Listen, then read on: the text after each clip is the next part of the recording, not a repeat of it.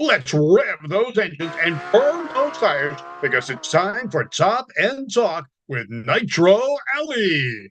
Thank you, Bob Beck, for that introduction. And thank you for joining us today on Top End Talk with Nitro Allie. I am your host, Nitro Allie, and I am so excited to have my very dear friend and daughter of legendary Indy driver Swede Savage, Miss Angela Savage. How are you doing? I'm doing great. How are you, Allie? I am great, and I am so excited. I've been looking forward to this interview for months, and I'm, just so happy that our schedules finally aligned. Yeah, sometimes it takes a little bit of, bobbing and weaving to get everything in. But yeah, I've been looking forward to this too. I love your show. Thank you. I love Nitro Allie. I think she's just an amazing person around the track and around the racing community. Every time I see you in public, you have this huge light, this beautiful aura around you that people, want to be around. And you really bring a lot to the racing community. And, I just want to commend you for that. Well, thank you. You're going to make me cry early on. We can't be crying I know, until we later. just got here. Come on, keep the mascara on for at least a minute. Oh, I love it. I love it. Well, I know we have a lot of ground to cover, and I really want to put an emphasis, on mental health, your journey of self-discovery, self-reflection, but before we can even get to that part, I know we need to bring the viewers kind of way back to where everything started. And I know the interviews, they're not easy because it touches on some very, very painful subjects. So I do appreciate, your willingness to be open and vulnerable in an effort really to help others, because I know that's your end goal.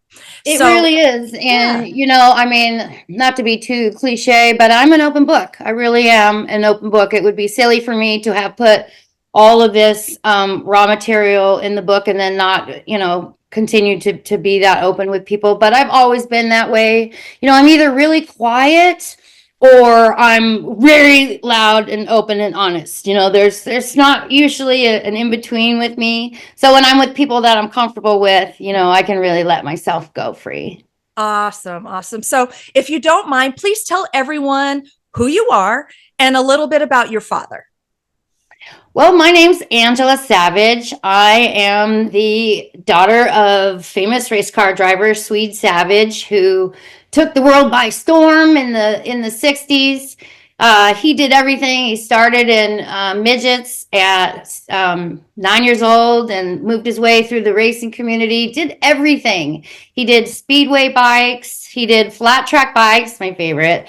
He did NASCAR. He did Trans Am. He did IndyCar. He just really did everything. And in the 26 years that he was alive, it's amazing all the accomplishments that he made. I think when I was 26, I might have had a hard time finding a matching pair of shoes, to be honest with you. So I look at his life, I'm like, I don't know how you managed to pull all that off by 26, but he did, and he's really just an unforgettable spirit.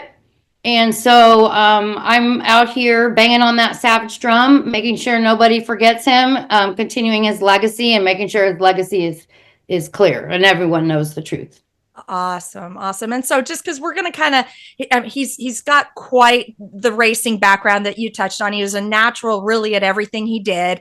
And then, over the years, from his juvenile youth years, everything, kind of progressed. Life is good. He marries your mom, they get married kind of young. What was it? I think back in 1965, they have a family. Everything continues to evolve. He's, recruited by Dan Gurney in 1970 because your dad is just this very handsome. I'm going to keep flashing the book a little bit so everyone can kind of see, he's a very, very, very handsome. Look, I have mine here too. Let's have a kissy. There we go. Okay. There we go. Kissy. There we are.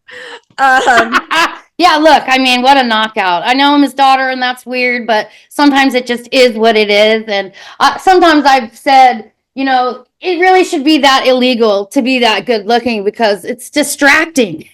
Oh. You're like at a track, right? You're trying to keep your head on, but then there's this guy walking by. It should have been illegal. He was so charismatic. And I've heard so many people say that when Swede Savage walked in the room, everybody knew it.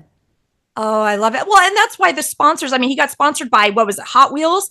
Again, because he had that charisma. The ladies were, ooh, over him, and the guys, they wanted to be him. That's right. Either you So wanted to be with Swede Savage or you wanted to be Swede Savage. That's true. right, so kind of right there, kind of take us through a little bit of your dad's racing career leading up to Indy. Well, like I said, he was all over the place. I want to talk about a little bit about how he got started racing professionally. He was quite an athlete, and my mom said he could do everything in the whole world except for fly a kite and ride a unicycle. And that used to always bug him that he couldn't ride a unicycle, so he would always be out. He had one, was out practicing, but he was a football star, and senior year, they're going to the championship, and it was the big game, and the teachers or whoever figured out that he had gone racing and won some money racing. So they disqualified him from the big game, and they wouldn't let him play. And, he was the star player. So that was kind of a little scandal. But it was at that time, that he was like, okay, what am I going to do? Am I going to be a professional football player, or am I going to be a professional race car driver?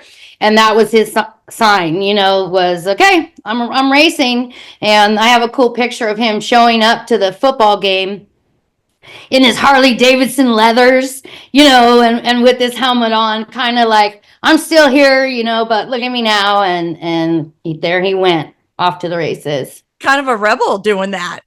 I like it. Oh, yeah. Yeah. There's a lot of fun stories about him, but yeah, he was definitely a rebel. I come from a long line of doctors and lawyers on the Savage side. And it was kind of a big deal when his father, my grandpa Doc Savage, decided to be a veterinarian instead of a human doctor. And so that was kind of like, ugh, what are you doing? And then when Swede decided to be a race car driver, it was like, the Savages were like, well, what is this? He was the outlier in the Savage family, right? Because he just took this crazy road off to the side. And I'm actually really proud of that too. Well, I think he just did his own thing as kind of a free spirit. And I kind of see that in you, and I know we'll share some of those stories a little later on, but I mean, your dad is definitely alive in you. I mean, without a doubt. And I love that. I love that. Would love to and want to think that I carry at least part of his spirit in me and with me everywhere I go. And, like when I'm hanging out at the track and doing things like that, that's really how I hang out with my dad. I just know that somehow you just know things when I'm at the track. I always feel his spirit with me. And that's how we hang out. I know that's where he would want me to go, and he would want me to support the racing community in general. And, I like to use the phrase, only you can prevent empty racetracks. So, yeah, I like to think I carry his spirit with me and bring it to the track whenever I can. Well, let me ask you this, because I was reading in the book that your dad likes to do practical jokes and pranks and things like that. Do you ever do anything like that? Is that Oh my God. You should talk to my family about that. I'm kind of a jerk in the way that I will jump scare like all day long. I'm definitely I know it's not even very nice. And if someone did that to me, I know I have it coming. But yes, I'm definitely a prankster. I mess with my kids and my husband all the time, and so I definitely have that spirit in me. But I can be very quiet and reserved too, but that's usually when I'm just kind of reading the room and feeling out whether it's a safe place for me to let myself be myself. Because I don't know, what do they call it, an introverted extrovert or whatever. When I'm in the right room with the right people and the right energy or frequency, if you will, then I can open up and just be me and feel safe and be silly, and then I can really shine a light. But it really does depend on the room. If somebody, I always worry or wonder that if I'm being quiet and not being very social at times. I don't want them to think that I'm rude or I don't care or I'm a snob or, none of those things are true. I'm really just feeling out the room. Like I said, I need to know who's around me. I keep my head on a swivel. And I like to know that I'm safe. But once I'm in that space, I can really let myself have some fun. Oh, I know. And we've had a blast, but we'll keep that between us. So, Right.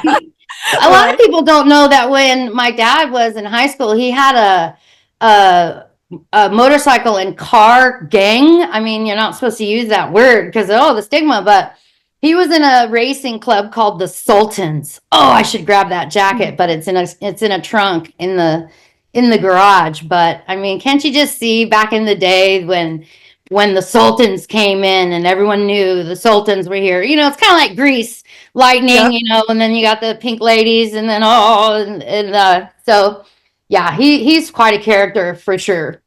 Oh, I love it. I love it. So now throughout your father's racing career, he crashed several times. It's racing. It happens to everybody in every type of racing. And, your mom witnessed it. And every time dad walked away, he was fine, brushed it off, move along, and then 1973 comes. And, mom's pregnant with you. And so would you let's start with kind of the fun part before we get to the tragic part. Let's talk about the qualifying race. Oh yeah. That year they put a new wing on. So the speeds jumped up like 30 miles an hour in 1 year. And so there was a lot of excitement at the track, a lot of new track records being created. And, I actually have the audio of Tom Carnegie. It's a new track record, Swede Savage. And I feel so grateful that I have that audio because I, obviously wasn't able to be there. But he did set the pole, but then he got bumped right away. But everyone was fighting for that pole, and they were all fighting to keep the car on the ground because this new wing, they just wanted to take off. And so, it was an exciting year for a lot of reasons. I mean, a lot of people want to associate 1973 as such a horrible year. But in my journey, I can't live with that in my heart. 1973 was such a horrible year. Well, first of all, I was born in 1973. So I'm not going to curse the year I was born, for one thing. And, although that was the year my father died, it was also a good year for motorsports because a lot of the safety things were changed after his death. Hindsight's always 2020. We hear that. And sometimes it takes a tragedy for things to change. And, I take a lot of comfort in knowing that his death saved a lot of lives and is still saving lives. And so I do take a lot of pride in that. Absolutely. So, again, he was racing with some pretty legendary names. Oh, yeah. On that day. Who was he? Go ahead and share with everybody who he was racing with. Oh, Bobby Unser, Peterson. Peter Revson is what I'm trying to say. They were all there. I mean, that was just like such a star-studded year. Mario Andretti, of course, who's really my favorite IndyCar driver. I just love him. He's so adorable and he's such a love bug. And I love the way he represents the sport. And he's always at the track and there's always this huge crowd around him. He's always so gracious and nice. And he and I actually did a show. When I first came to Indy, I was meeting so many people and having so many experiences that I didn't want to forget because it was all happening really fast. So I just put this show together, very green. I did not know what I was doing, called Good News with Angela Savage. And I was honored that I got to interview Mario Andretti in the media room at IMS. That was just such a surreal moment in my life. And what was funny was, like, when we showed up to do the show, they walked me over to the room that I was going to be in, and it was just a room with carpet and a bunch of wires on the floor, and that was it. That was my studio. That was my stage. So we panicked. We didn't have much time to make it look good or pull something together. So we were all running around the media room, running around IMS, gather a little table from here and gather a plant from here. And then we found a nice, pretty rug. And so if you go to Good News with Angela Savage and check out the Mario Andretti interview, you can see that we built that whole set, which turned out beautiful, in like a half an hour. But then, when Mario walks in and I've been running around and sweating and trying to build this stage, it was hard to kind of bring myself back down and stop sweating and okay, now, get in professional mode. But I was proud of myself that day because we really walked into a room of nothing and built the whole, setup in like a half an hour out of just things that we found floating around IMS, and it turned out great. I'm going to have to look for that because I haven't seen that one. And yeah, and I know what it feels like to go in panic mode, or if things aren't working and you're just going, oh my gosh. And then you get that pressure of time, and it's Mario Andretti, you want everything to be on point right there. So yeah. And, like I was supposed to go down and meet him at the door and show him where we were, but I didn't get that message and I was running around like a mad chicken. So I felt bad that I didn't really greet him probably the way he should have been greeted, with a chariot and roses. But, they walked him up and he found it okay. So it all worked out. Awesome. So tell everybody a little bit about your dad's car, maybe, his mechanic that kind of tuned Uncle everything. Jim Wright, he worked on a lot of cars. He was a really well-known mechanic around the Indy car world, but he was also my Uncle Jim. And his wife, Pat Wright, rest in peace. She died last year. Pat and my mom were best friends. So we were always at Jim's house. And he was quite the man. And so the car, it was a Pat Patrick car, Eagle Offenhauser. Beautiful car. It's the most beautiful race car, really in the world. I can say that now that I love the car again. But it was something special. Definitely something special. Well, and that car, from my understanding and from my reading, and as I increased my knowledge, it really was built special. It was built to win. It was designed to win that race. And I think all eyes were on your father and on that car. And then, so let's talk about that day. It's May 12th, I believe, 1973, Indy 500, lots of excitement. Dad's excited, mom's excited, mom's in the stands. He's starting fourth on the pole, and then everything changes. What happened? Yeah, after leading the race for 12 laps, he pitted and had 2 full tanks of gas. The gas tanks were 70 gallons. And so there was big gas tanks on both sides of them. And they, I always get this mixed up. They either changed one tire, but not the other 3, or 3 tires and not the one. You should always change all 4 tires so that they're all the same, but they only changed 1 tire. So some people wonder if that might have had something to do with his crash, because he had that 1 tire that wasn't warm yet, So yeah, he came out of the pits and got into turn 4, lost control of the car, and then turned and went right into that inside wall that shouldn't have been there. Huge explosion, lots of fire.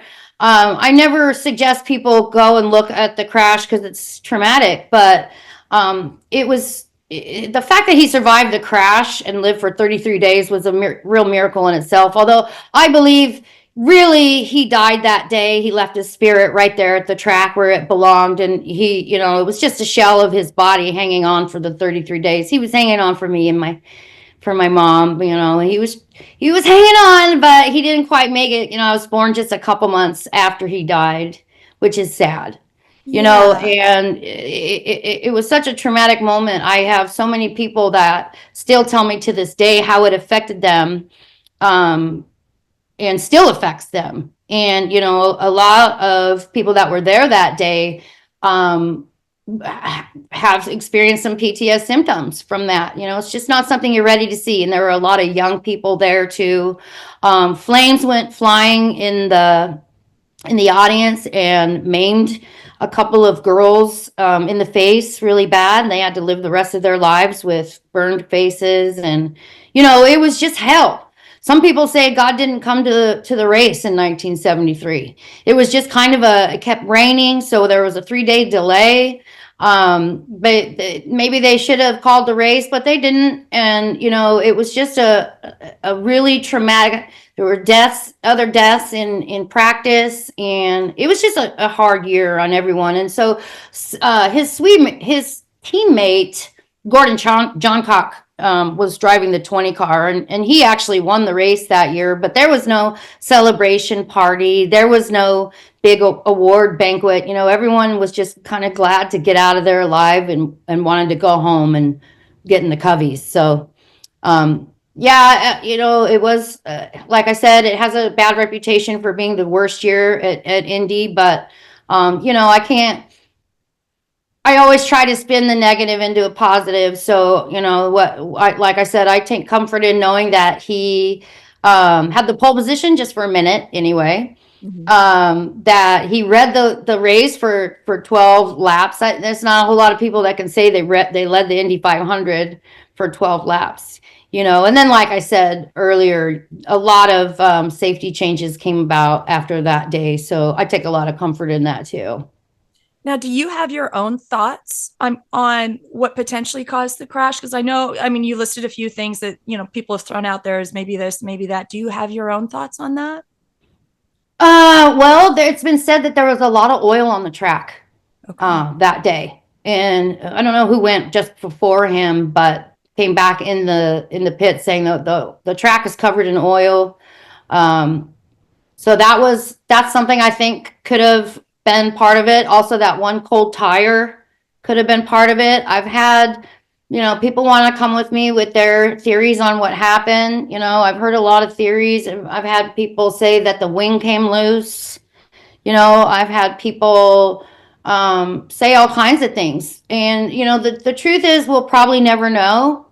And, like a lot of things in life, we just might not ever know. But, that's where faith kicks in, and you have to really step back and see the big picture and know that God's plan is bigger than yours and that kind of thing. Right. Now, I want to talk about your mom for a minute. I can't even begin to imagine. I mean, she's in the stands, again, pregnant with you, and we'll get more to that, but I can't even imagine what she was feeling. Did she ever share any of that with you?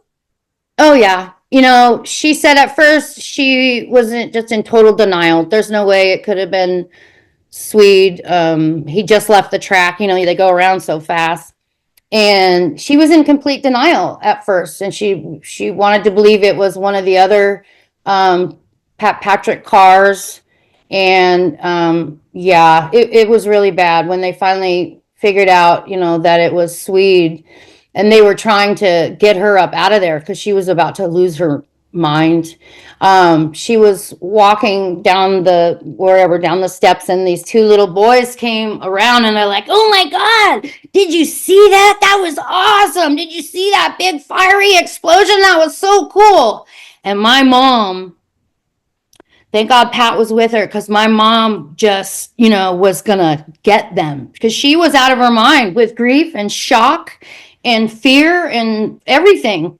And, I don't blame the kids at all. That's part of the thing. I know people like that or whatever, but she was going to tear them up. And Pat had to really pull her off these two boys. And she was like, "Don't you know that's somebody's husband? Don't you know that's somebody's father?" And she was going at him like this. And if I were those kids, I can imagine what that would have looked like. And it was probably pretty shocking for them. I bet you those boys still remember that moment. Oh, I'm sure. And then they probably look back at it and go, "Oh gosh," in hindsight. Right. But, I mean, they're children. Children don't necessarily understand, and they're not taking the full gravity of the situation. So now the crash happens. Take us through the next 33 days, kind of the ups and downs and what Mom went through. And yeah, well, he was conscious at the track, which was shocking. But he had burns all over his body. But there's pictures of him like sitting up and almost looks like he's talking. I've heard someone say that he asked for a cigarette or something. I don't believe that, but when you're burned, it takes a minute for the burns to show up. So in the picture that you see of him getting pushed into the ambulance, he looks pretty good. But, then of course, once the injury started to kick in, he was burned from head to toe. Black. I don't mean to be gross, but he was burned from head to toe. His right hand was gone. He inhaled a bunch of flames. So there's a lot of theories about how he actually ended up dying after the 33 days. There was a tainted shot that he got at the hospital that was tainted with hepatitis C. And a lot of other people in the hospital got that same shot that day and died. So that's really the official cause of death as it's written.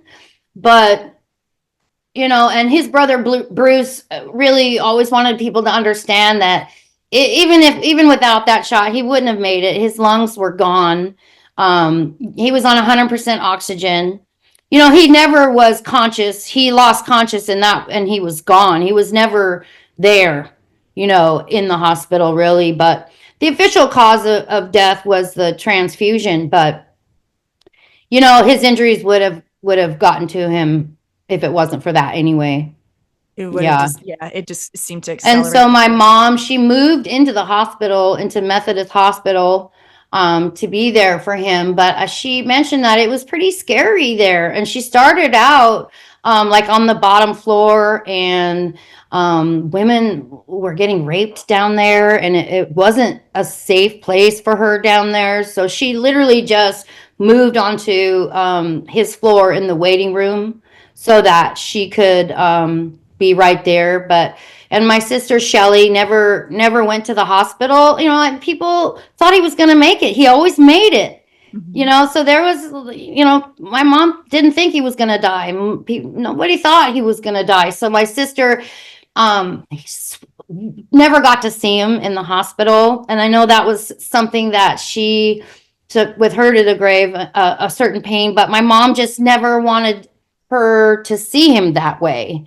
And he was really funny about that. He wouldn't even let her come to the track. He always thought that at least his kids didn't belong at the track in case something happened. He wouldn't want them to see that. I mean, of course, he was really great with kids at the track. I have some of my favorite pictures of him or with these little kids around him, and they're just waiting for their autograph, and they're just looking up like, oh, and you can see how much love and reverence they had for him. And he has such a good reputation about being very personable.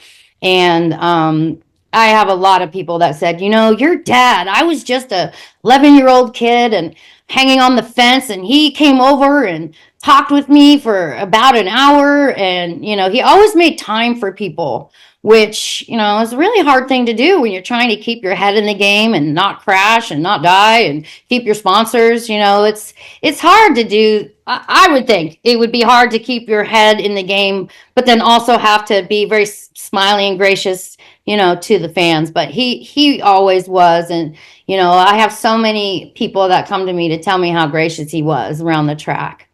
I love that, and I know it's all about keeping his memory, his legacy, and everything alive, which is what we're doing, and what you're trying to do, Right. So let's talk a little bit more about Mom. I mean, she's going through this horrific roller coaster ride. He's going to make it. He's not going to make it. She sees the explosion, and again, pregnant with you. So how is she coping, or what did she do to cope, especially after he died? I think she kind of went into shock. We hear about fight, flight, freeze, and fawn. I think, I look at pictures of her the day before the crash or in the weeks before the crash. There's a picture of her at the track with some of the other wives, and she just looked so beautiful. She had this pink dress on, and she was such a gorgeous woman, is still, but, had the sparkle in her eye. And after the crash, the sparkle was gone. her eyes kind of died. And there's some pictures of her in the newspaper and things like that where, if you looked at the before and after, and she cut off all her hair. She had this long, gorgeous hair. She cut it off. And I think she just went into shock and was just putting one foot in front of the other. And I don't know how. I mean, I just can't imagine what that must have been like for her. And she really hasn't wanted to even talk about it a whole lot. I mean, we talked about it some, but after he died, she remarried relatively quickly, just about a year later. And then she married a man that came with 2 baby boys. So I have 2 step brothers, Gary and Shane, but they were just babies. So suddenly she had a house full of 6 with 3 babies and my sister who was 8. And I think she just got real busy and threw herself into her new life in order to forget the past one. It's almost like she jumped timelines or something, or just jumped lives. She had this new life with 3 babies to take care of. And I think she really just threw herself into that. So it was a way of kind of just suppressing and avoiding and just putting her guard up. So, And I know but a you lot look of at pictures of her, and she just really looks like a deer in the headlights. And I'm not trying to be mean or anything, but the difference in her face and aura, if you will, before the crash, it's like 2 completely different people. So what was your relationship like with your mother growing up? It was difficult. It was really busy. My stepdad, he sang in a band and he raced speedboats, jet boats. We were actually the fastest boat on the lake.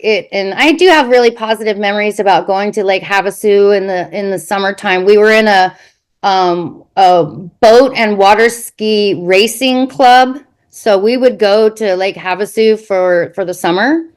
And that was always a lot of fun. But it was a very fast-paced life. A lot of partying, big parties at the house, and always people around. And I in the book I talk a lot about transgenerational trauma and posthumous children, and so we can get into that a little more. But I was born a little wheatwah. I was born with a broken heart, and I was affected a bit on a molecular level by the trauma that my mother suffered. While we were writing this book, that was the first time I ever learned about posthumous children and transgenerational trauma, and even ACEs score, which we can talk about. But a posthumous child is somebody who loses their father while their mother is pregnant. And so we are all familiar with the 9/11 attacks. A bit after the attacks, people began to realize that a lot of the men that fell had wives that were pregnant.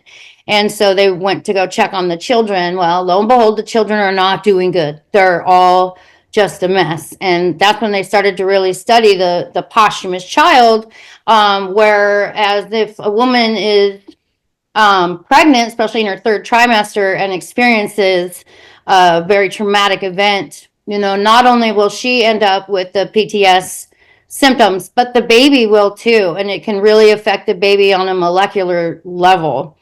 So learning that while Ted Woerner and I were writing the book was really eye-opening for me, because I just always struggled. I was a very emotional young girl.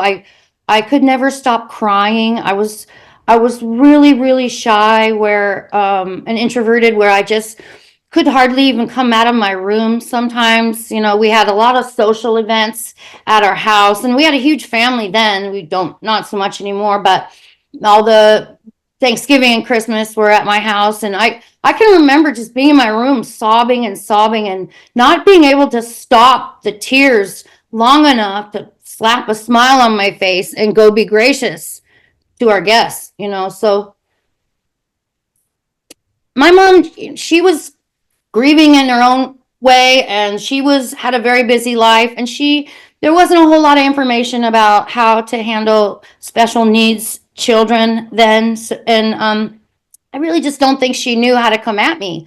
And I would either be crying or I'd be very angry or, just whatever. And then I got into drugs and alcohol. By the time I was, 11, 12 years old, I was already doing bad things. I went straight to the hard drugs and the fire water, I call it. And my mom she didn't know how to help me. Mm-hmm. And I think then I looked just like my dad too, especially when I was a little girl. And I kind of think sometimes just looking at my face was a reminder of the tragedy. I know it sounds kind of funny, but I don't think she liked looking at my face too much because I think it was a reminder of her pain. And she told me later in life, she said, it was really hard, all that I was going through, and then trying to deal with a special needs child, and she just didn't know how. She just didn't know how. So we've kind of had a tumultuous relationship. I definitely take my responsibility for my portion of that. But we've gotten so close now, like this project with writing the book has brought us closer, because I sort of I see the crash. So all the pieces, right? The car exploded, and there wasn't anything left. And I sort of consider my mother and I like the shrapnel. We both went flying like part of the shrapnel, but she went flying in one direction and I went flying in a different direction. And we've spent our whole lives trying to make our way back together, so that we could have a good, healthy relationship. And we do now. And, praise God for that.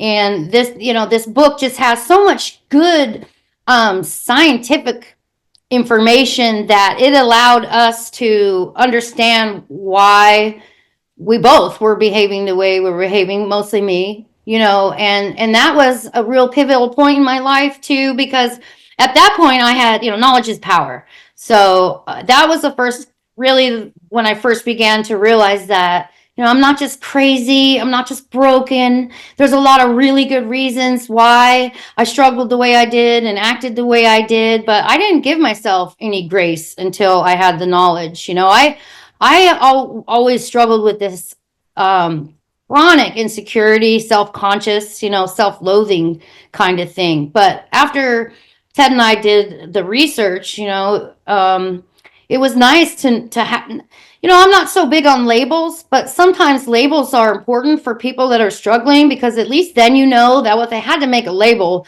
then there's got to be other people dealing with this exact same thing, right? And if they're making a label and listing, the side effects, then they must be working towards fixing that. And how do we fix that too? So, just doing this book, it made me just give myself more grace, let myself off the hook a little bit. I always carried the world on my shoulders. It really just let me say, okay, there's so many good reasons why I was kind of a mess.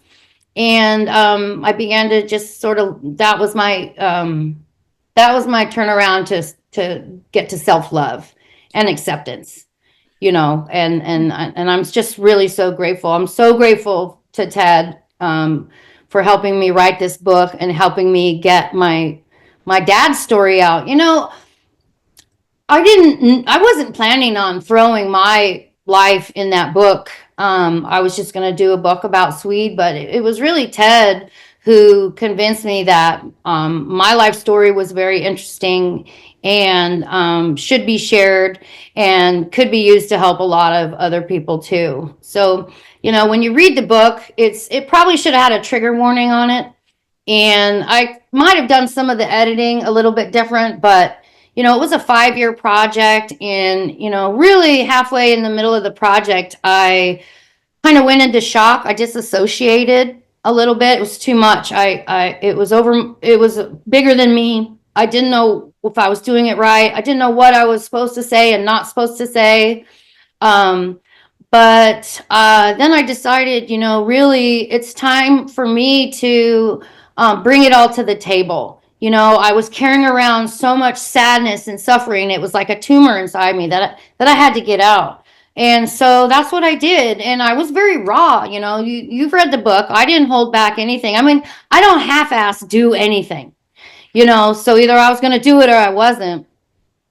But I kind of went into shock because I knew that some of the things I was sharing wasn't pretty, and people will judge me for that. But, I figured if you bring it all to the table and lay it out, I like to say if you needed reasons to hate me, I gave you plenty of reasons. But if you needed reasons to love me, I gave you plenty of reasons for that too. So I just brought it in, honestly, dropped it on the table, and decided to let the cards fall where they will. And then I would find out, who my true people are anyway, because as you get older, I'm 51 now, you start to really realize that you don't have all the time in the world left. And I just don't have the time or the energy or any of it to be around the wrong people or even just the wrong vibe. If you're not passing the vibe check, I just can't do it. I operate on positive reinforcement, love and acceptance, unconditional love and acceptance, authenticity,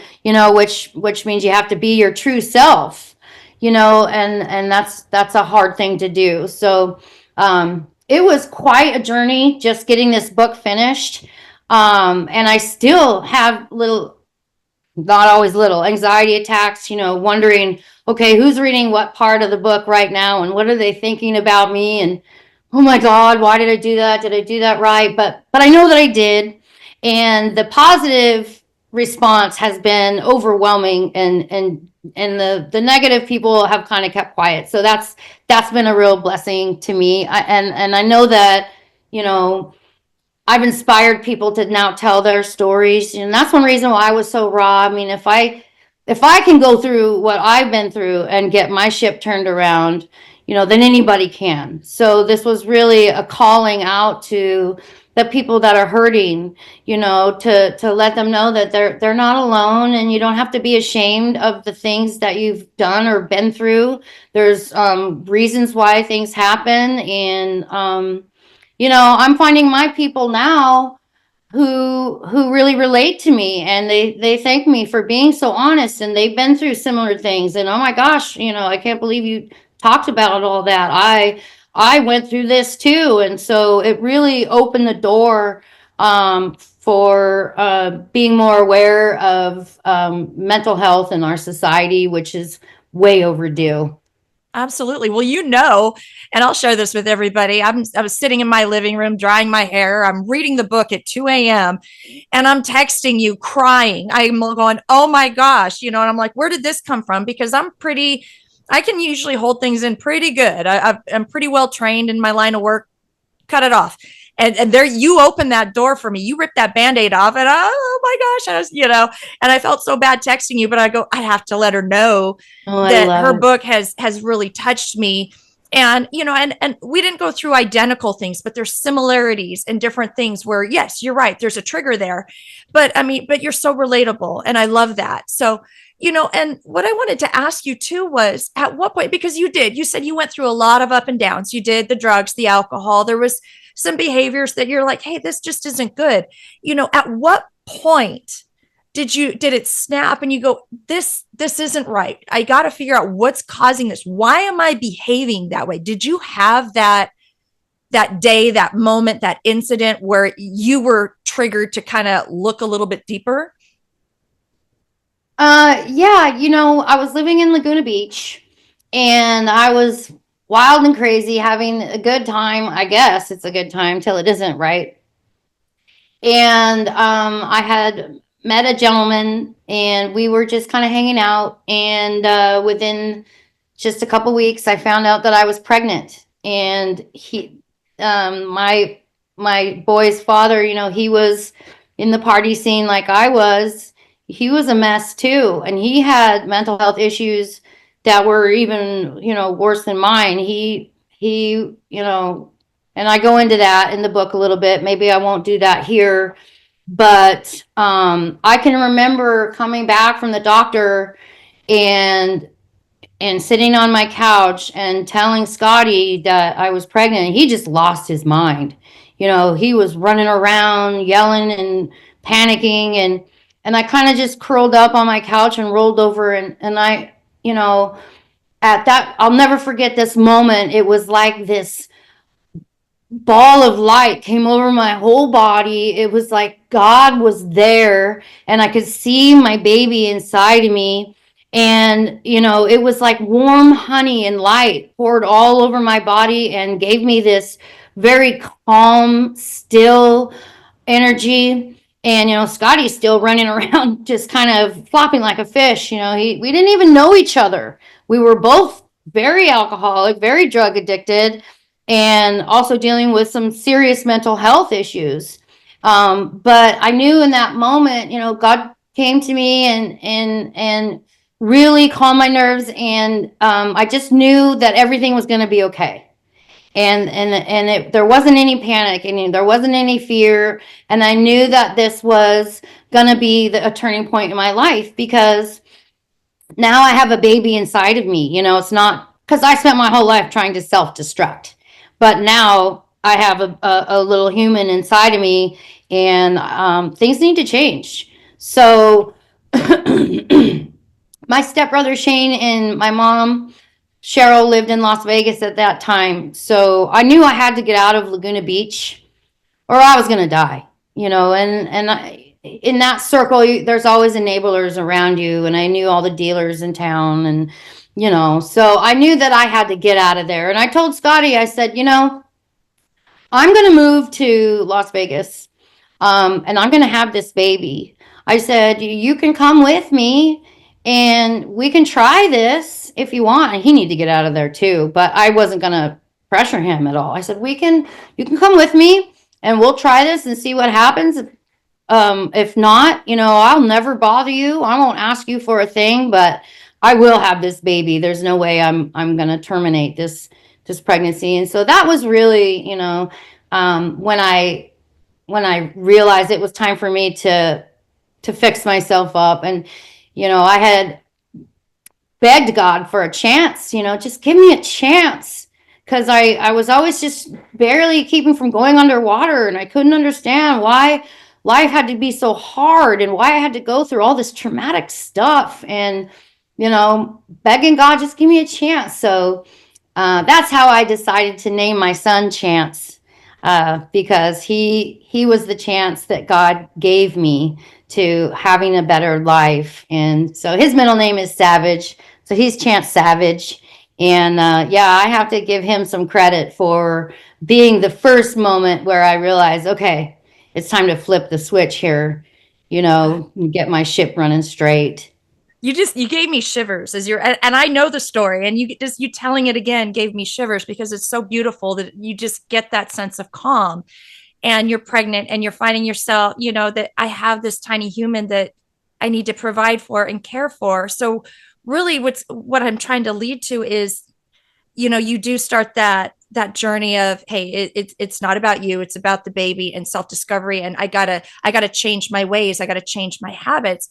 And so is that really kind of what streamlined you into kind of reading and figuring out, you know, what was the cause? And you know, I know you talk about epigenetics in the book, so would you mind just kind of talking about how you found that, you know, or what is it, so everyone understands what exactly that is, and kind of through your journey, how you found it. Is a study about trauma and how it can get embedded in your DNA and be passed down generation to generation. They recently put out a study that said a very traumatic event can be remembered in the DNA for 14 generations. Oh, wow. So all the trauma that your bloodline has been through in the past, before you were even here, gets embedded in your DNA and comes down through generations. And that's why they call it transgenerational trauma, because it will go down until somebody's willing to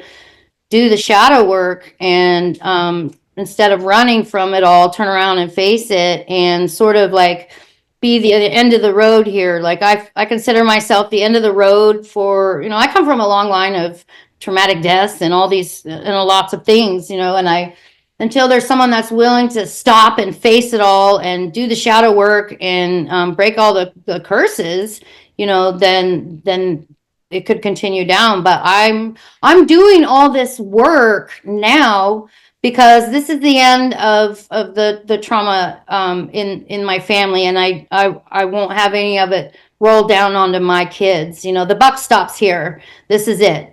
With the sadness, and I'm gonna take God's promise and trade the ashes for beauty. So what I did was I moved to Laguna Beach with Scotty, and for 10 years straight, I stayed home. I got clean. I got my head together. I studied with Joyce Meyer. She's my favorite preacher teacher, and every day we would have her.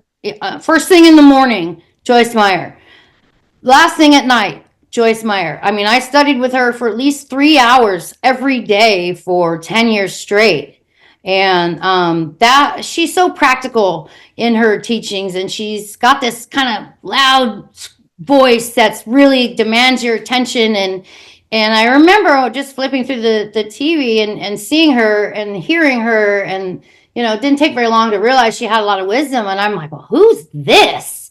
Where's she been all my life? So, I just taking the time to kind of cut back all the life and reboot. I needed a reboot, right? So I had 10 years, and bless Scotty's heart, he worked so that I could stay home and be a stay-at-home mom for the first 10 years of their lives anyway. But yeah, just having that time to get back in the spirit, study, God's word and God's promises.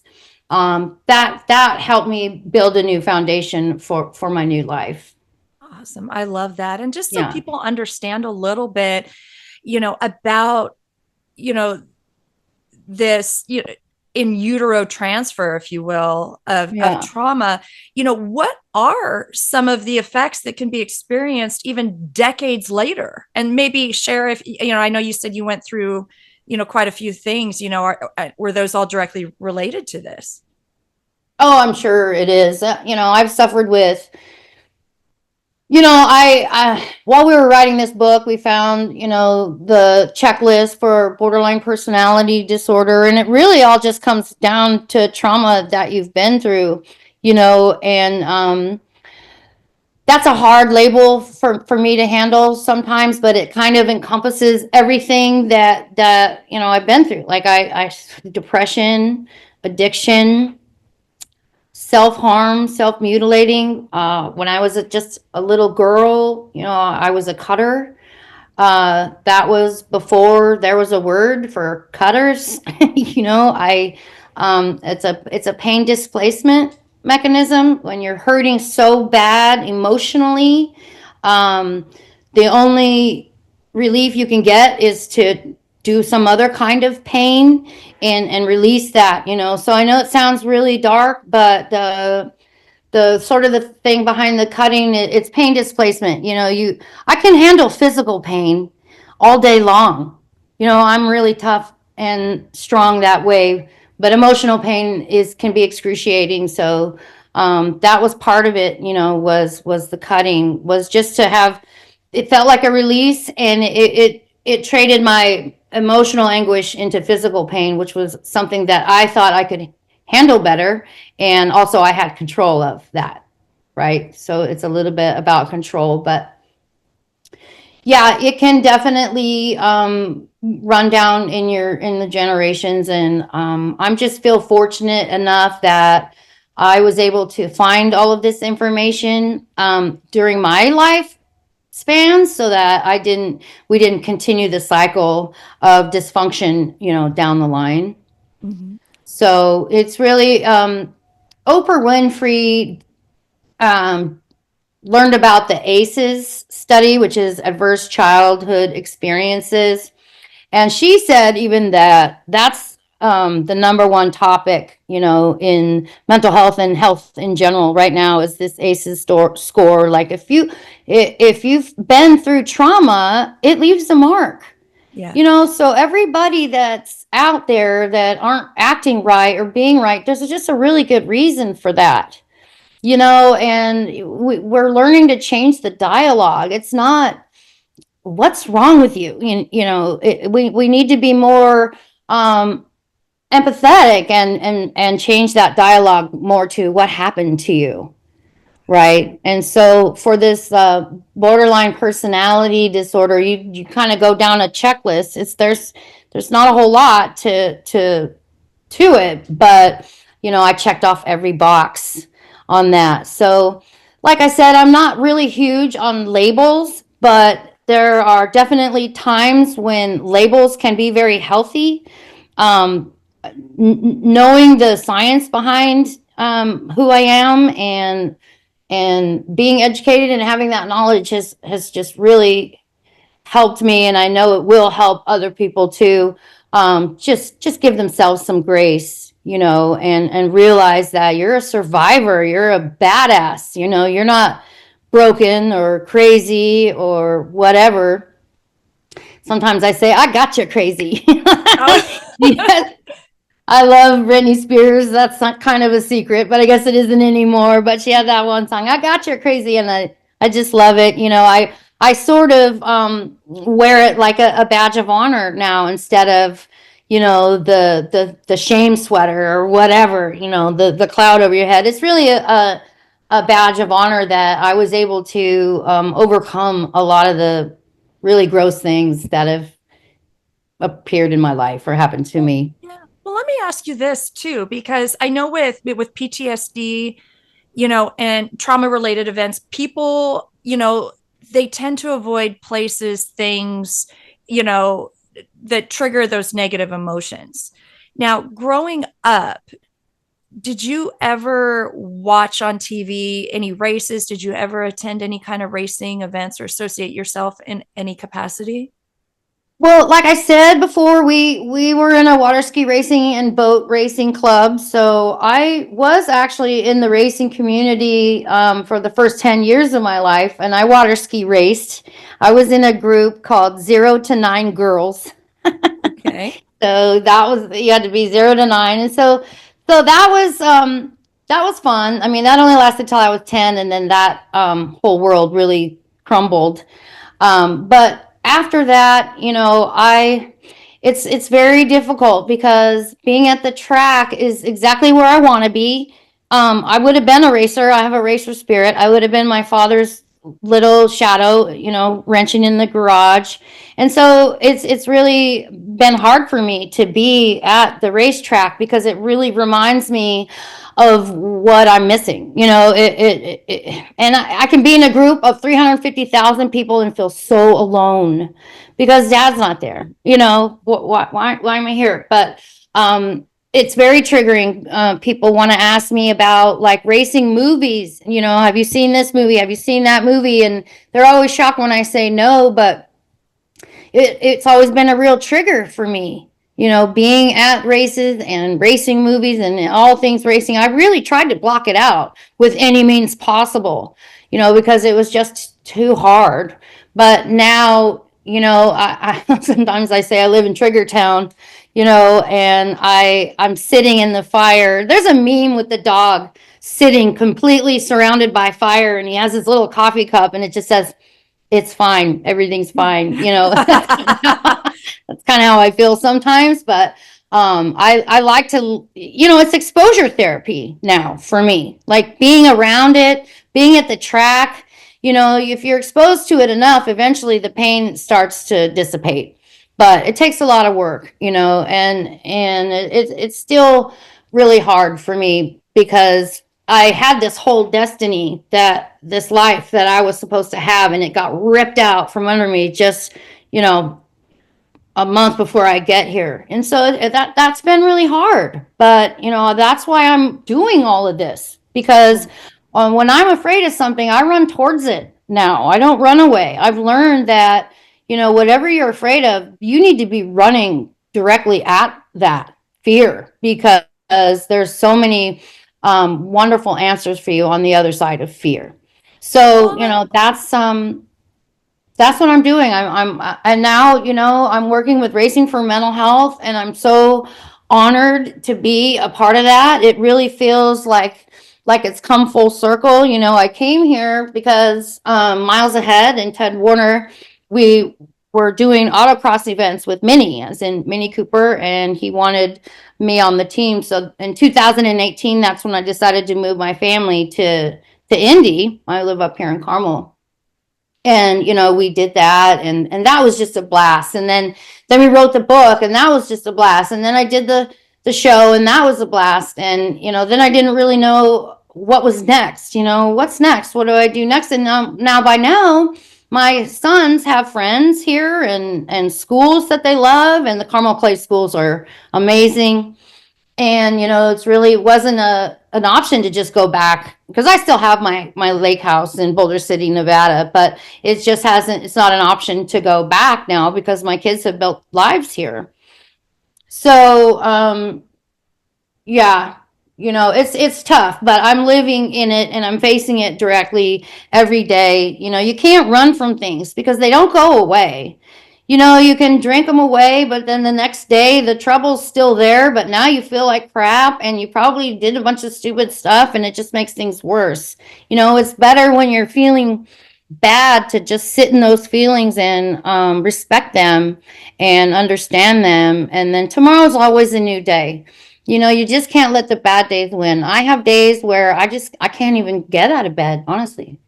No, and I believe that. And one thing I kind of wanted to touch on, and then we'll move into more with the Racing for Mental Health is, you talk about, sometimes you just kind of have to deal with things and face them head on. And that's kind of what you did when you went to the track for that first time, which was roughly 40 years after Dad died and after the crash.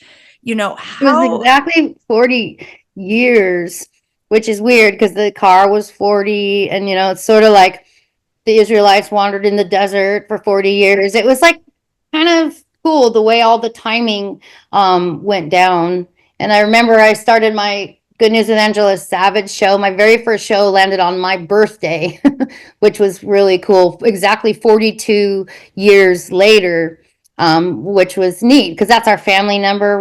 I'm Savage Angel 42. We were all 42s. My sister and I were athletes and played everything in high school. So our number was always 42. And so, yeah, I mean, the timing has been amazing. And so in 2009, people found out I was on Facebook, and they started to reach out to me. And Paul Powell started a grassroots movement where Swedes Fan put money in a pot to get us back to the track in 2014. And it was amazing. And then Doug Bowles and IMS got a hold of it and offered up plane tickets and hotels and suite tickets. And, just getting back to the race in 2014 was when I realized how alone I am not.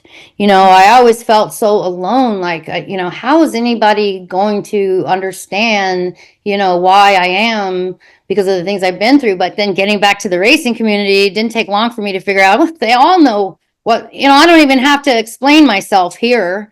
If I need to go in the corner and cry, people figure out why, and they give me, grace for that. But that's when I realized that, I'm not the only one. There's a lot of trauma at the track, and there's death and there's injuries, and people are amped up on adrenaline, and you gotta, like I said, keep your sponsors and go fast, turn left, don't die, And so it all kind of came full circle, to Racing for Mental Health. I was flipping through Facebook one day, and I saw Racing for Mental Health, and I reached out to Jim and Diana Missig, the founders of Racing for Help, and it was an aha moment. It was kind of like, oh, there you are, because I'm asking God, what do I do now? What's next?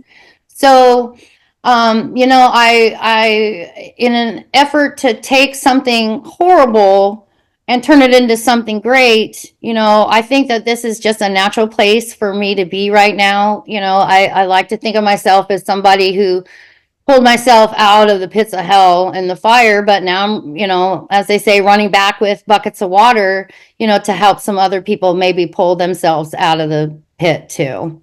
No, So it just feels like I'm in the right place in the racing community, because I always kind of felt like in the middle, like I'm not really in the racer club and I'm not really in the fan club either. I'm a turn 4 kid, which is what I call the kids who lost a family member at the track. I was very close with Rich McDonald, who was Dave McDonald's son, and Eddie Sachs Jr., who is Eddie Sachs' son, and they had a big fiery crash in 1964 in the exact same place, turn 4. And so when I met these families, then I realized, wow, not only do these people know exactly who I am and why I am, but they went through the exact same thing in the exact same spot. Talk about a soul tie. I mean, we just lost Rich a couple years ago to cancer. Eddie Sachs Jr. is still around, and Vicky McDonald, just knowing that there's people out there exactly like me, that there's even a club, that was so nice for me to know that I'm just not all alone, and people in the racing community get it. They understand. I feel like I don't have to explain myself here, because they all know the story. So that's just been really, really helpful for me. But like I said, I always have had a big heart for those who struggle, because they're not bad people. They're wonderful people with big, huge hearts. They've just been through something that jacked them up or whatever, and those are my people. So I'm very comfortable in my new position with Racing for Mental Health, and things are really getting moving. I'm doing my first coffee talk meeting soon at Graham Rahal Performance.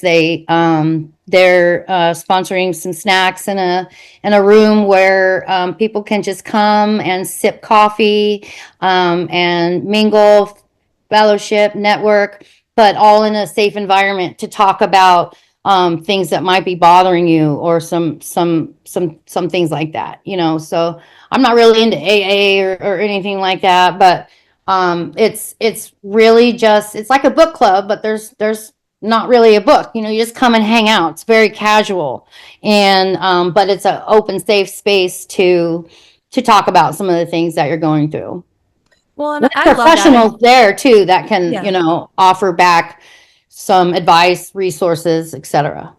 Well, and I did a little bit of research. I got on the Racing for Mental Health, page, and they offered some statistics, which to me was like kind of eye opening, and they said that about, 7.7 million children experience a mental health disorder yearly. I mean, that's a lot. 75% of all mental illness begins by age 24. So again, we're going back to childhood. And then 1 out of 5 people show some degree of mental illness. And so basically, essentially, we all know somebody in our very close circle that needs mental health help. And, and I really love what you're doing with the organization, and on their Facebook page, this is what I really liked. They stated that they want to create a world where mental health is prioritized, it's understood, and it's openly discussed. And I really like that part about being openly discussed. And I kind of look at your book as you're openly discussing everything that you went through. And it's okay to say, I'm not okay. It's like the Jelly Roll song that's real popular right now. Oh, I love that song. I am not okay, and I need help. And I know you and I had discussed, just in prior conversations, we'll just take a car, for instance. If your car breaks down, what do? You take it to a professional to get it fixed. Sometimes we get broken too. Right. And, so we've come so far in society. It used to be really suck it up, buttercup, never let them see you sweat, boys don't cry, all this stuff that isn't even true, nonsense, and I think in 2025 we've evolved enough to know that this is a real thing, and we need to talk about it. And there's no reason to be ashamed. I say a lot, like, people will break their arm and they go to the doctor and they get their cast, and then they go back home and they show off their cast and they have people sign it and they're proud and it's this badge of honor. Why are we so weird about the brain? Because it's such a fascinating thing. The brain, it doesn't take much, to get a wire crossed. You just got to go fix it sometimes. And I'm not really sure why there's so much stigma towards the mental health community, but that's exactly what we're doing. We're talking about it. We're getting it out in the open. It's nothing to be ashamed of. In fact, it's the bravest ones who are willing to ask for help. And I myself, I have a hard time with that sometimes too. I mean, I help myself by helping other people. And that's how I found, a way to handle my grief or whatever it is helping other people helps me. And so, all ships rise. I think I would like to think that our society is moving into a new place where dog eat dog is so 80s. It's so outdated. It's so done. Now I want to think that all ships rise, right? We can all rise together instead of stabbing each other and stepping on each other's head to get to the next step on the ladder. We can all rise up together. And I want to think that that's where we're headed as a society, where it's less backstabbing and dog eat dog and more let's all do this together and come up together. I love that. Now, with Racing for Mental Health, if you don't mind, just tell a little bit about the organization itself, and then what kind of mental health resources do they provide? Well, like I said, it's for all different types of mental health. The MISIGs knew somebody who was struggling with ADHD in college and realized that this was an extremely bright and intelligent person, but was struggling just because, they sometimes people do things a little different or they need to be taught a little bit different. And so Jim and Diana put together Racing for Mental Health. And, I'm so proud to be a part of it. You can find all kinds of resources on the website, which is racingformentalhealth.com. And I really encourage anybody to go there and just go through it and check it out. And, it's growing. It's a brand new 501c3. So we're still growing and we're still trying to figure it out together, but we've made a lot of leeway and we get a lot of positive reinforcement. People just saying they love what we're doing and thank you for doing what you're doing. But there's all kinds of good resources on the website. We're also obviously on all the social media platforms under Racing for Mental Health, LinkedIn, Twitter, Instagram, Facebook. That's really it. We're not some of the newer TikToky ones yet, but yeah, they're really making we are really making some great leeway and getting people involved with this. I can't wait to see where it goes. Now, if somebody is listening to this or watching this right now and they're struggling, what advice do you have, or, what would you tell them? Well, I always like to say tomorrow's a new day because it's short and it's quick. But I've learned time and time again that I could be having the worst day ever where I just can't stop crying and I don't even know why. I think it might be a TBI kind of thing because I've been through a few really bad domestics and I, have some, I got hit in the head a couple times, knocked out cold. I have a scar up here where I got punched and ended up with a ton of stitches on the inside and on the outside. And so there might be a TBI involved, but, tomorrow's a new day. You can't let the bad days win, and it's true. Like then I wake up the next day and I'm fine. And I always think, God, thank God I didn't do something stupid or say something stupid. Sometimes when you're really struggling, just take a nap. Take a nap. Don't try and fix it. Let God fix it. Give it to God and sleep it off a little bit. So I like to say tomorrow's a new day. A mantra that I use a lot is, and this is from Joyce Meyer too, is what other people think about me is none of my business. that helps me a lot too. And then she also gave a statistic where I don't know if it was 10% or 20%, but either 10% or 20% of people that you meet aren't going to like you no matter what you do. Bing, bang, boom, right? So when I meet somebody and I can feel that, oh, this person might not like me so much, I can sort of put them in that category as, oh, this is part of the 10%, they're not going to like me no matter what I do. So it's just easier to get over it that way. Yeah. And reaching out is so important. 2020 really flipped the world upside down and sent everybody home and said, sit in your room and watch TV and eat a lot and do nothing. And so we're at a point now in society, I think, where we're still kind of coming out of our caves, right? Because it's like we really got trained to stay in and isolate is the word that I'm trying to get at. But isolation, I isolate myself a lot because when my energy's off, I don't want to be around anybody because I think it's going to get on them.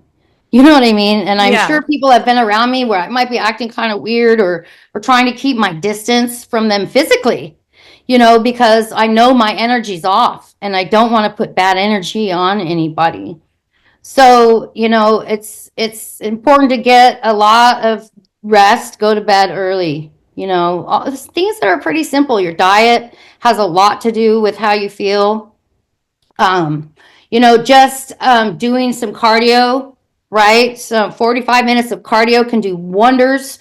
Go outside and take a walk, right? Do some cardio. You got to get your blood pumping and get oxygen up into the synapses of your brain. And then that, sort of wakes you up and can help you snap out of things. But I also like to tell people, I'm always available in Messenger or in private DMs in social media land. If you just need a soundboard or somebody to listen, or, you just need to get something out or you want some advice, I'm always available for a private message of support for anybody. And I get a lot. It's amazing how many people come to me, just needing support, that if you saw them in the street, they're just winning, and put together and everything looks right and everyone's looking up to them. But, we all have our things and we all struggle in our own ways. And it's just time for us to talk about it. Let's talk about it. Let's get it out on the table. There's kind of a swing, or I don't want to say trend, but a lot of people are realizing how important talking about mental health is now. There's some drivers, Will Power, for example, he came out and talked about he has major anxiety disorder and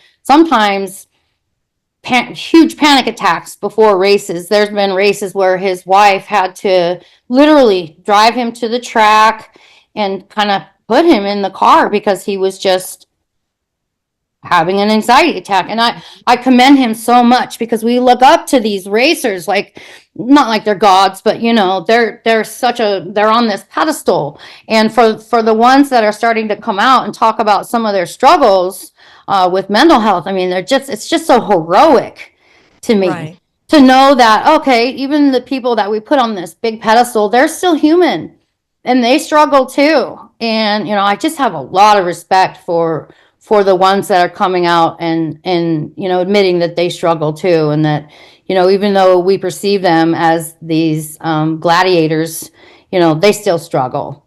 And so I'm very happy to be hopefully a part of that shift in society where we're destigmatizing and talking about it more.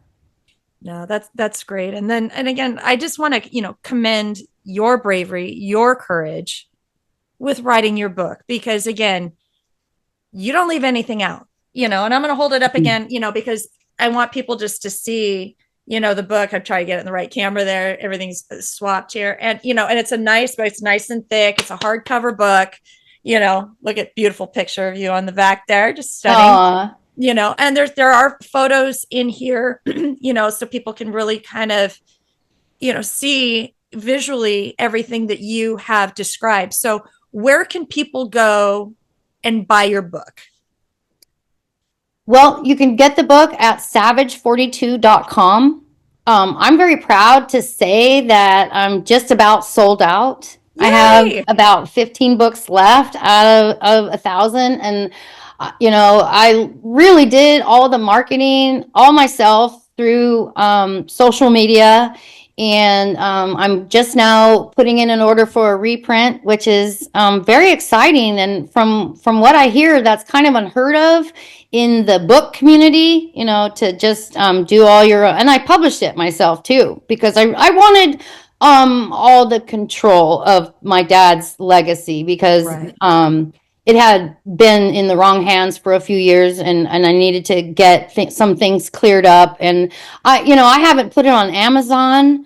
I haven't done anything. I haven't done anything except for market myself in social media land. So I'm very proud of that. Savage42.com is where you can get it, and that's the only place you can get it. And I'm the only one that gets the orders, and I send them out myself. And I'm very proud of that. And then I want to know who cares. I want to know who's buying this book. I really wished I'd have put a trigger warning. I don't know if I should have done that. I probably should have done that. And it's important for me to remind people that this is not a child's book. No, Even though it's big and it looks pretty and there's all these colored pictures in there, don't, be careful around your children. There's some very sensitive adult material in there. And like you said, I included some photos. Mm-hmm.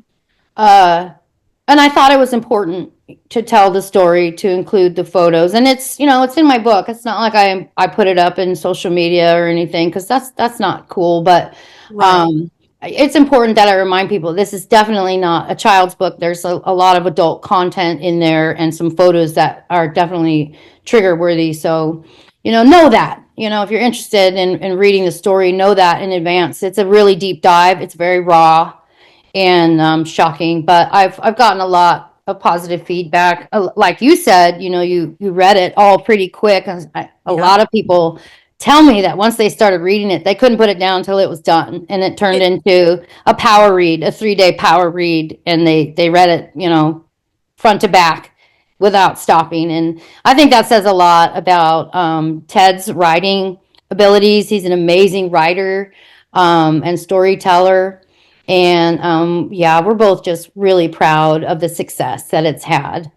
Yeah, no, I mean, it really was. And I'm not a book reader. I mean, I read and write constantly throughout the day. The last thing I want to do is pick up a book and read for pleasure. I just don't do it.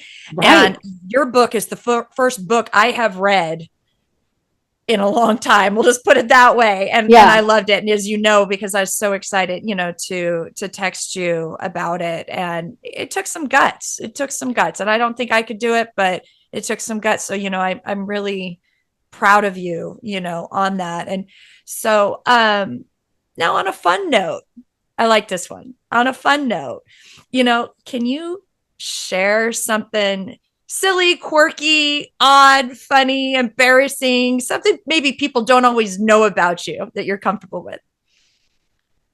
Well, I'm very proud of the fact that when I was about 26, I bought a ticket to Europe. And I was going with, with a few other people. There were 2 couples, one single guy and me. And of course, everyone thought we would end up together, but we didn't. But I took a backpack and my Tevas and went trekking in Europe. So I did France, Italy, Spain, Germany, Switzerland, Holland, and Austria, all in 3 months. With nothing but a backpack. And the people that I went with, they were really nice, but they had daddy's credit card and all the money in the world. And they went with their significant others. So once we got there, it was like they would go straight from the train station to the hotel room, up to their hotel room, and just stay there and be with their significant other or whatever. And I wanted something different from my trek, you know what I mean? So I ended up ditching those guys and just continued my trip by myself through Europe, just me and my backpack and my Eurail pass. And one thing that I did that I'm really proud of was I went bungee jumping in Interlaken in Switzerland. And at the time, it was the second highest bungee jump in the world.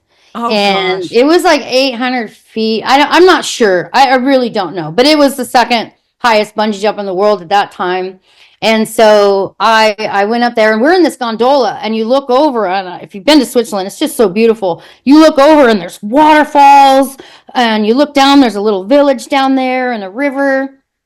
And I'm like, well, how can I make this a little bit different? I got to do it different than everybody else. So I actually did a back dive out of the gondola. Most people, I know, right? Most people just jump. Ah! Yeah. But I had them put the stirrups or straps or whatever you want to call them on my ankles, and I turned around and I did a back dive out of the gondola. And there's a couple of shots of it. It's in the book, actually, of me doing a back dive out of the gondola. So that. I think that might say a little bit about my personality.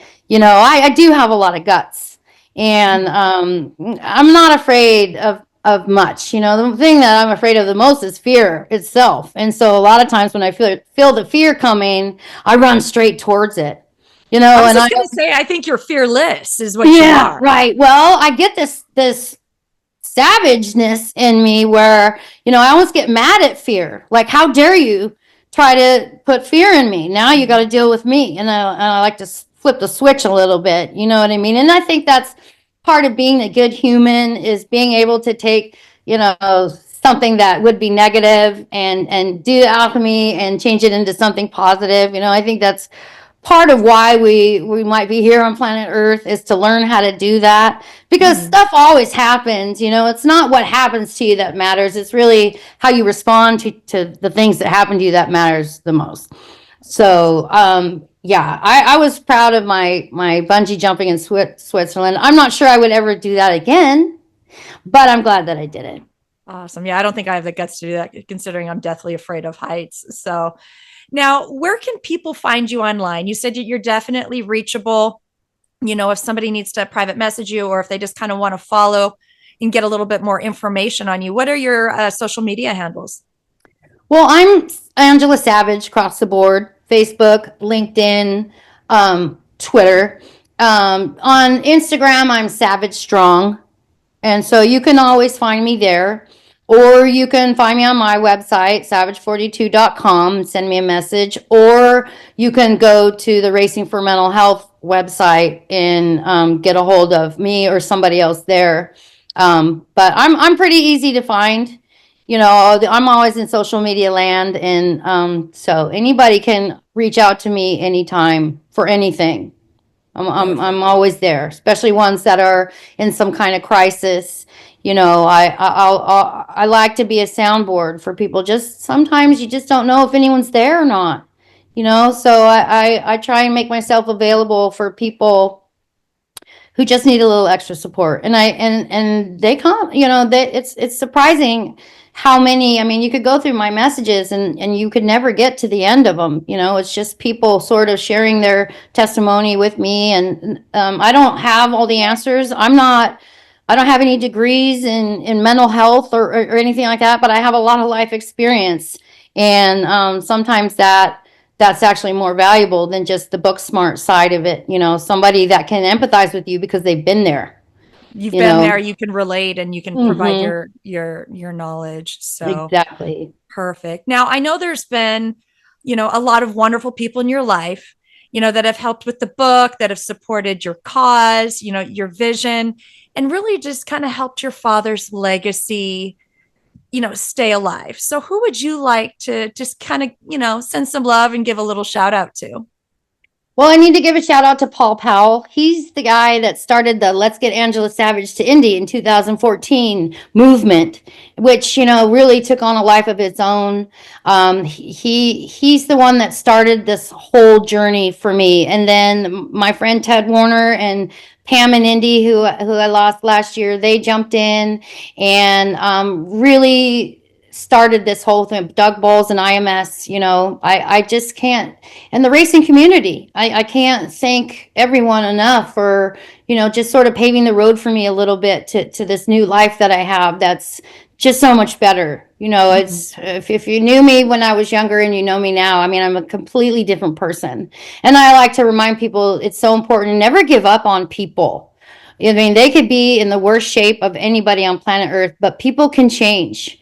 Don't give up on those people, the drug addicts, the alcoholics, the sex workers, whatever it is, that's taboo. Never give up on people, because they need your faith for one thing, and people do change. They can change with the right environment and positive reinforcement. So I'd like to thank Vintage Indy, to Mike Lashmet and Ted Woerner. Bought a perfect chassis for a perfect tribute car to my dad's 1973 number 40 STP Dayglow Red car. So that's in the Vintage Indy garage here in Speedway. So I want to thank Vintage Indy and Mike Lashman and Ted Woerner for keeping the history alive. I think it's so important. We have to know where we've been, so we know where we are, so we know where we're going. It's all connected, and I love history. And then I also want to thank Jim and Diana Missig from Racing for Mental Health, who gave me a job, even though I'm not completely savvy on the computer. I don't have any fancy degrees, but they've given me the opportunity to learn along with them how to do this, and they've put faith in me to sort of step into my new spot, which is in the mental health space, which I'm so passionate about. So I definitely want to thank them for the opportunity to move into this new space. Awesome. Well, Angela, thank you so very much for spending time with me today, and sharing your very special journey. And I know it's not easy doing this, and I hope it gets a little bit easier each time you do it. But and I know there's people out there that you are continuing to inspire, and and I'm grateful for you. I'm grateful for your friendship, and I'm grateful just that you're here. Well, I just love you to death. You and I, we met, and it was an instant bond, and that doesn't happen all the time. So I'm always very grateful when it does. I love you to pieces. I love what you're doing. I love your passion for the sport. A lot of people don't know that you have this other side of you. Why don't you let me flip the switch on you? What do you do? What's your day job? Oh gosh. Well, I'm actually a death investigator. So she's amazing. She's got these both sides, the professional corner, right? Death investigator, right? And then she's got this other Nitro Allie. So you're like Wonder Woman to me. Like, I picture it's the healthy coping mechanism is what I do. Right? I deal with trauma every day, and then so this is my healthy outlet, if you will, is doing this. I just love it, and I have so much respect and admiration for you, and I love your show, and I'm glad you're going at it. We've got to, are we living this life, or are we just sitting around watching other people live it? And I think that you and I both have decided to live the life and put ourselves out there. And thank you for being such a wonderful human. And I really appreciate our friendship a lot. Awesome. Well, thank you. And then thank you everybody for joining me today on Top End Talk with Nitro Allie. Go out and buy the book at savage42.com. Remember to go out and support your local drag strips, your racetracks. Bring a friend, buy that hot dog, buy that beer. Let's keep racing alive. God bless you. God bless America, our military and our first responders. And I'll see you next time on the Top End. Goodbye, everybody. Amen. Goodbye. Love to y'all.